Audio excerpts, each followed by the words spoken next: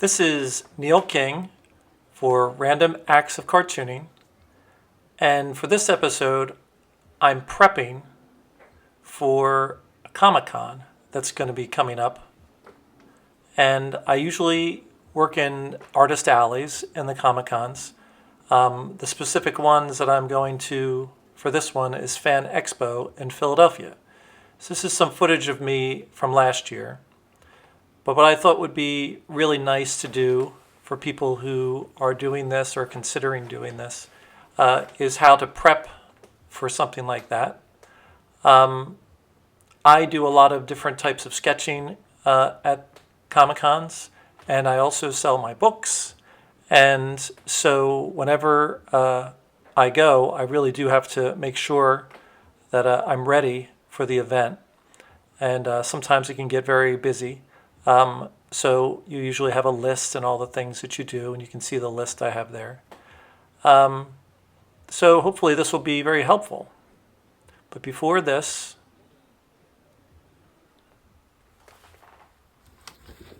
okay, everybody, so here's the influence for this episode. This is Frank Cho and his pencil and ink book. This is a pretty new book. He's got a lot of books out there. He's one of the great illustrators of his generation.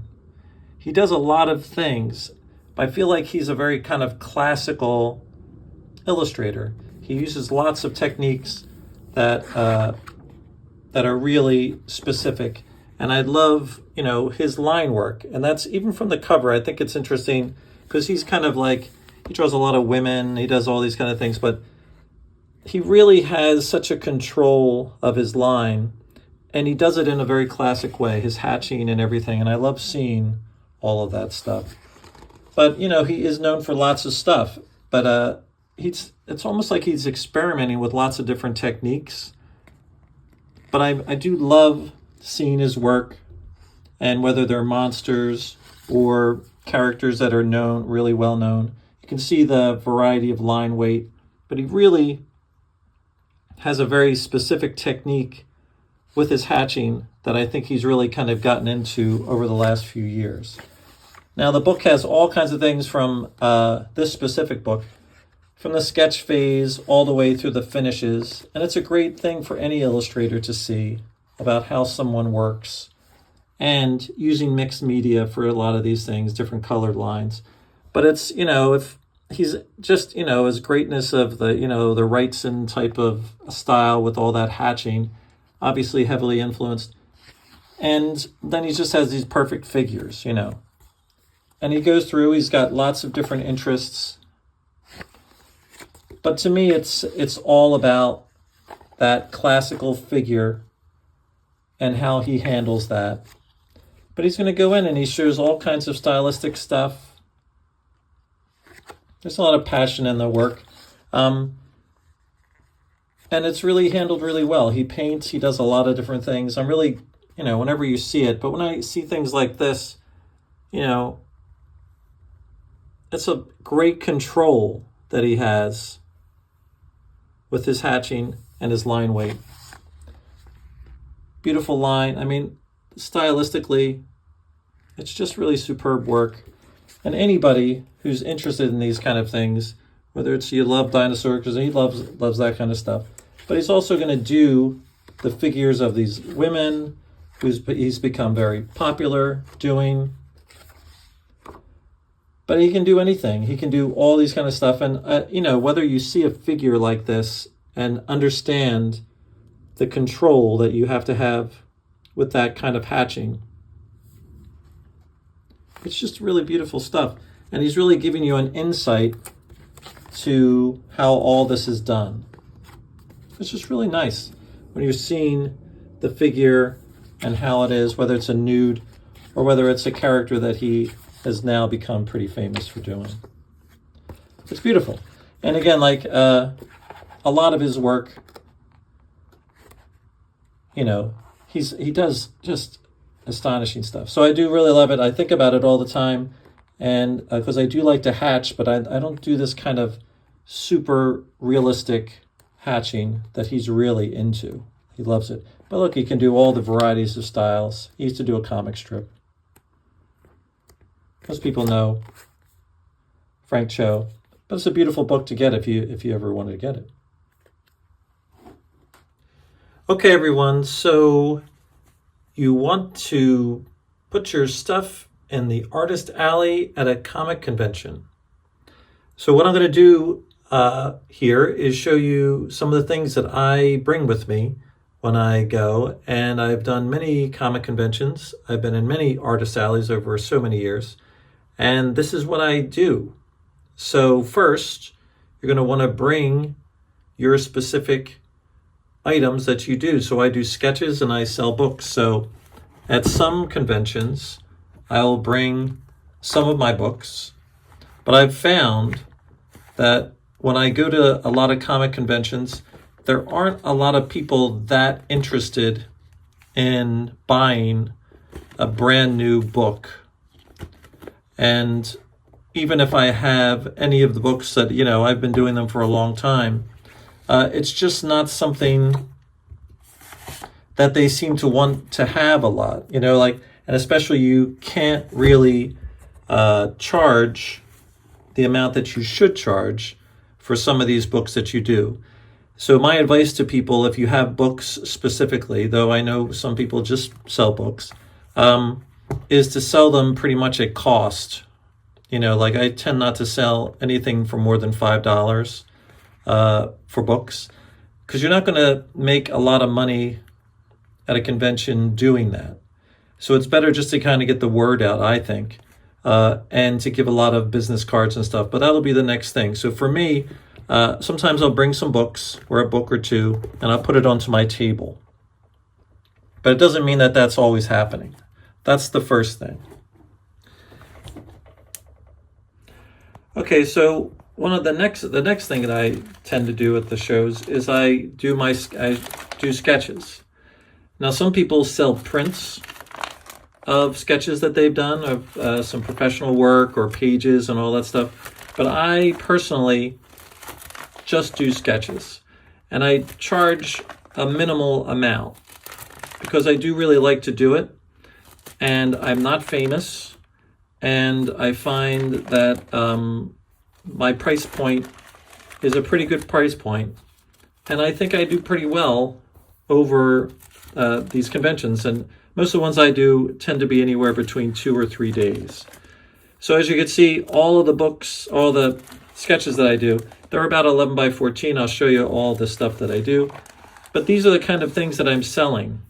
I'll decide what I'd like to do, and I just make a whole bunch. They can be play off of kids' stuff that I've seen before, or old-time characters, or newer characters that are very popular. I do all kinds of horror things, or anything from DC or from Marvel, and I tend to have 2 books with me. And people just come and they pick them, or they'll decide, they'll ask me to draw something for them specifically. And I do that too. I'm pretty fast. So this is kind of what I do. This is what I bring with my sketchbook for Artist Alley. But I do tend to sit near people who just will sell prints of their original artwork. And they don't sell a lot of their actual originals. But this is all filled up, and by the end of a convention, I may have, 10 or 15 or 20 of them are gone, and I just draw the ones that people are looking for. So that's the stuff that I sell. Okay, so being in an artist alley, you've got to bring some art supplies, especially if you're drawing like me. And so I tend to bring a couple pads. This is the paper I tend to use. It's an 80-pound kind of a drawing paper. And I can just, pull a piece out and I'll draw them, for specific things. I don't get them any bigger than that. They're easy for people to bring home, and they're a lot of fun. But I use this Strathmore brand. it's 80 pound is just thick enough that you can use for that.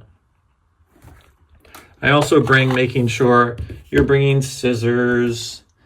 I bring my watercolor pack, at least 2 of them, just in case I'm doing too much, and then I don't want to run out of any colors. I have all kinds of pens that I bring. I have a lot of the Pentel brush pens, which I use a lot. And I have these types of fountain pens that I really like. I've been using a lot. And just basic Ticonderogas, nothing crazy. I don't bring a lot of different things than that. Watercolor brush, kneaded eraser. I also bring, and I'll use anything just for water to do my watercolors. Some people I've seen use a lot of markers. I feel like in this kind of a thing, for me, it's a lot easier just to do the watercolors. And I'll just use anything for that kind of thing.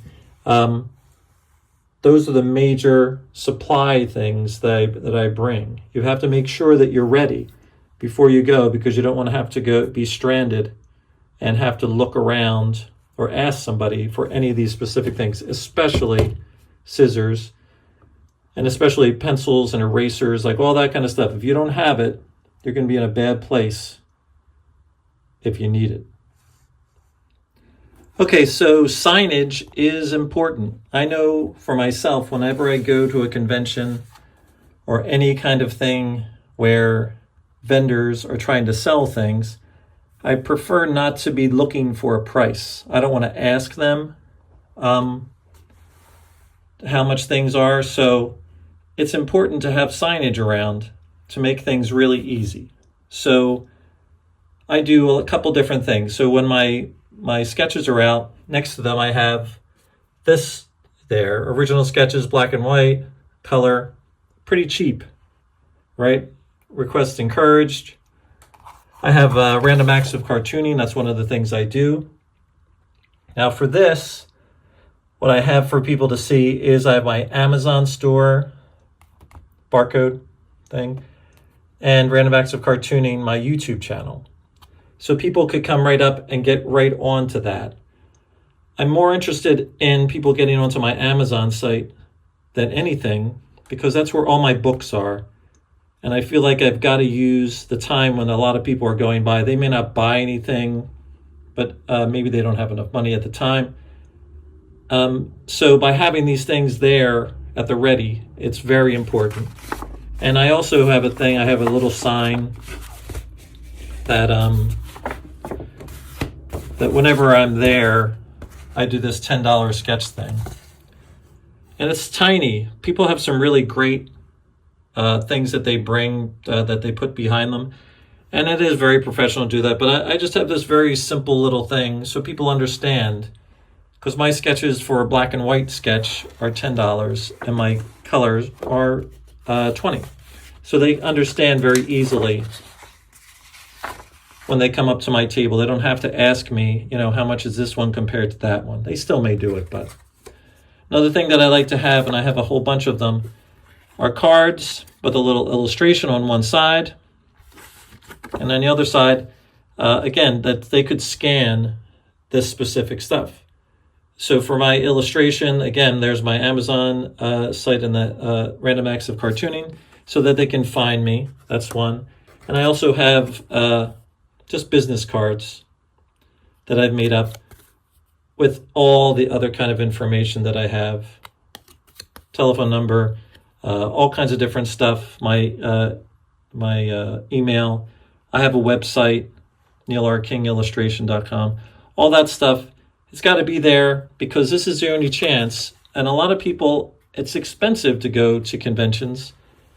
And I think that you have to understand that they're not going to be able to, once you get it in there, spend a lot of money to get in, and then you're walking around and everybody wants your money, that it's good for people to be able to come to it later when maybe they are prepared to buy something of yours.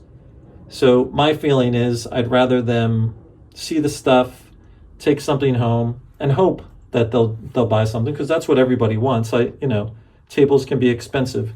A lot of the tables now are $250 and more for an artist alley table. I can't even say $250 anymore. They're mostly at least $300 to $400, and so you have to sell a lot to be able to do well. But I feel like I really do love doing these shows, and I hope to do them for a long time. But I feel like if you haven't done this before, or if you wonder what is going on behind the scenes, this is the stuff. A lot of people really prep for this. And for myself, I just like to be able to get out and do something different than just being in the studio and doing my illustrations and all. So Artist Alley is a great opportunity for people to see the artists who work in the industry, or people who just look at this as a hobby. I think this is a great thing, and I really do love doing them. So if you do art like this, make sure that you're looking up some different conventions that are in your area. And it's a lot of fun. It takes a lot to do well, though, and you have to work hard. And I can't wait till every time I can go do a different convention. Hope to see you there. I'm sure I'll see you sometime soon.